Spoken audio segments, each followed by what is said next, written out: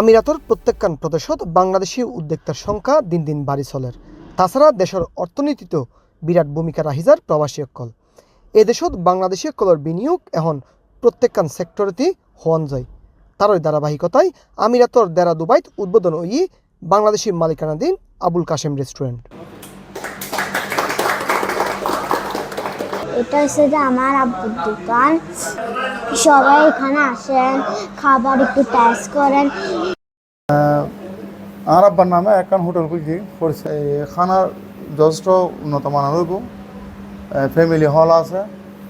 তো আশা করি ওনারা এখন কেয়ার রাখবেন। রেস্টুরেন্ট যেন আরও 3-4 রেস্টুরেন্ট ব্রাঞ্চ খুলিত তারি আর উদ্যোগ হয়ে যে আরও যেন বিভিন্ন আর বাংলাদেশি লেবার আর বাংলাদেশি যেন এটা হাজত দিত তারি আর বাংলাদেশি রেমিটেন্স যেন আর ইকেতুন করে ফাটাই তারি।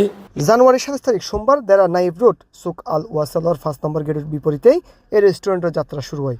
রেস্টুরেন্টের কর্মী অকলের লই ফিতাহারি উদ্বোধন করে এই রেস্টুরেন্টের স্বত্বাধিকারী অকল।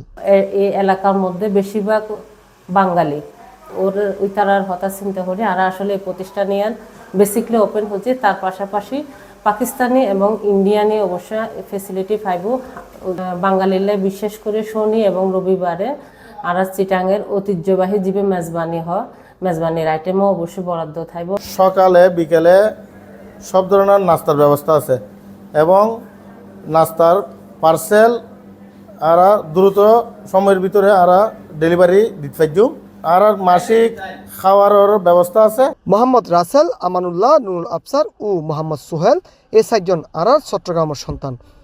আর তারা 4 জনের উদ্যোগেই মরুর বুকে যাত্রা শুরু করছি এই প্রতিষ্ঠানের। তারা মনে করে তারা এই প্রতিষ্ঠানের ফলে ব্যবস্থা বাংলাদেশি কর্মী অকলের কর্মসংস্থানের ব্যবস্থা পাশাপাশি সম্ভাবনা আছে দেশের অর্থনীতির গতি বাড়াইবে। একখান প্রতিষ্ঠান মানে আর বাঙালির কর্মসংস্থান মানে আর রেমিটেন্স দেশের জন।